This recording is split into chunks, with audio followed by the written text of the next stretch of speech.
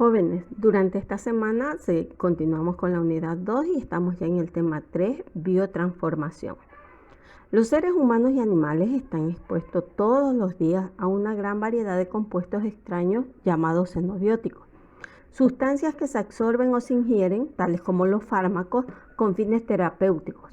Algunos de estos compuestos son inocuos, pero muchos inducen respuestas biológicas que a menudo dependen de la conversión de la sustancia absorbida en un metabolito activo, que es lo que ocurre durante la biotransformación o metabolismo, que es el proceso de modificación estructural de un fármaco una vez que se ha introducido en el organismo. El sitio principal del metabolismo de los fármacos es el hígado, aunque los fármacos suelen inactivarse al ser metabolizados. Los metabolitos de algunos de ellos presentan actividad farmacológica, a veces incluso mayor que la de su precursor o el fármaco que originalmente fue utilizado. Una sustancia inactiva o débilmente activa que da lugar a un metabolito activo se denomina profármaco, en especial cuando ha sido diseñada para dirigir más eficazmente la forma activa de su destino. Los fármacos pueden ser metabolizados por oxidación, reducción, hidrólisis, hidratación, conjugación, condensación o isomerización.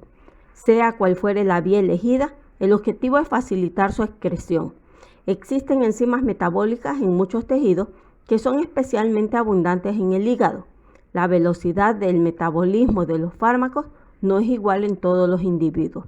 En algunos, el metabolismo puede ser tan rápido como para impedir que se alcancen concentraciones sanguíneas y tisulares terapéuticamente eficaces.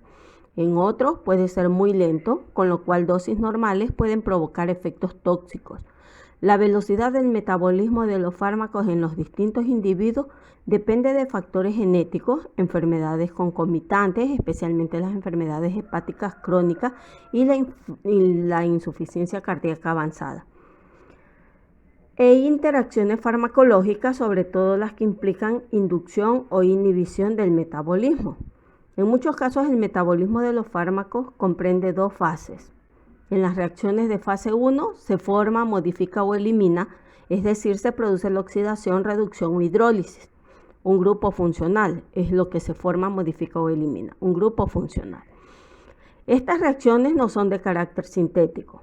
Las reacciones de fase 2 consisten en la conjugación con sustancias endógenas, como por ejemplo el ácido glucurónico, sulfato, glicina, entre otros. Estas reacciones son de carácter sintético. Los metabolitos que se forman en las reacciones sintéticas son más polares y por lo tanto más fáciles de excretar por vía renal, es decir, a través de la orina, o por vía hepática, es decir, a través de la bilis, que los que se forman de las reacciones no sintéticas. Para ellos es más difícil. Algunos fármacos solo experimentan reacciones de fase 1 y otros pueden experimentar reacciones de fase 2. Por lo tanto, la numeración de las fases es una clasificación netamente funcional, más no secuencial. Los transportadores hepáticos de fármacos están presentes en todas las células del parénquima hepático y afectan el manejo, el metabolismo y la eliminación del fármaco por parte del hígado. Los polimorfismos genéticos pueden afectar de manera variable la expresión y la función de los transportadores hepáticos de fármacos para alterar potencialmente la susceptibilidad del paciente a los efectos adversos de los fármacos y a desarrollar una lesión hepática inducida por fármacos. El sistema enzimático de fase 1, hablando ya de las dos fases para que ustedes entiendan la presente diapositiva, el sistema enzimático de fase 1 más importante es el del citocromo P450, es una superfamilia de isoenzimas microsomales que cataliza la oxidación de muchos fármacos. Las enzimas del citocromo P450 pueden ser inducidas o inhibidas por muchos fármacos y otras sustancias, y esto induce interacciones farmacológicas en las que un fármaco potencia la toxicidad o reduce el efecto terapéutico de otro fármaco. Las interacciones con importancia clínica suelen ser predecibles o indeseables. Pueden producir efectos adversos o fracasos terapéuticos.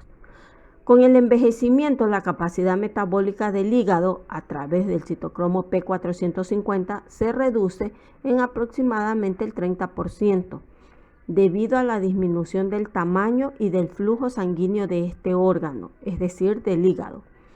Por ello, en animales de edad avanzada, los fármacos que se metabolizan a través de esta vía alcanzan mayores concentraciones y presentan semividas más largas, es decir, tienen mayor tiempo de permanencia en el organismo, al igual que ocurre en animales recién nacidos.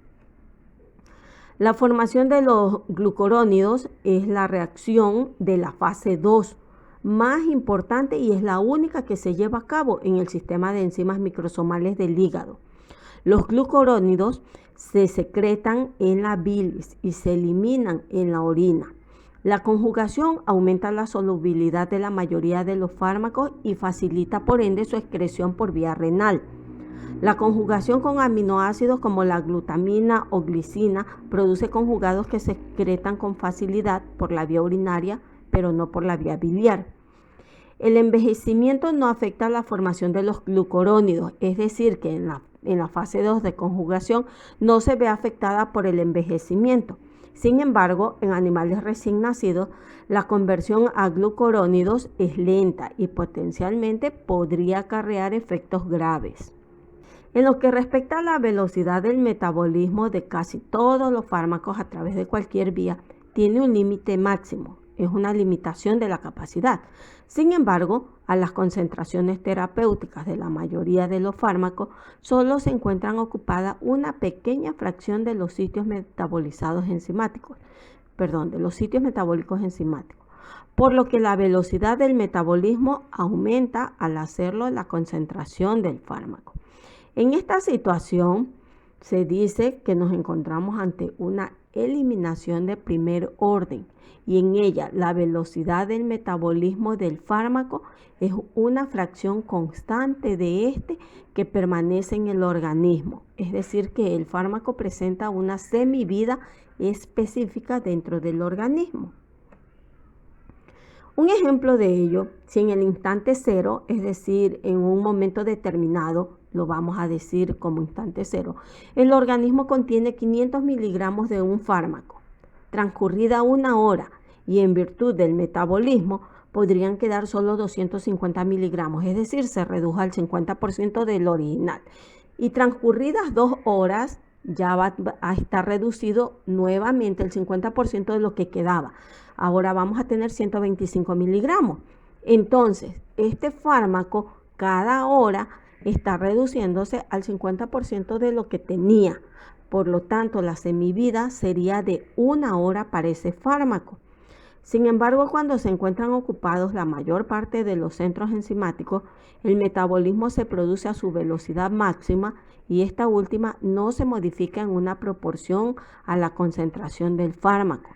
En su lugar, se metaboliza una cantidad fija de fármaco por unidad de tiempo. Eso se conoce como cinética de orden cero.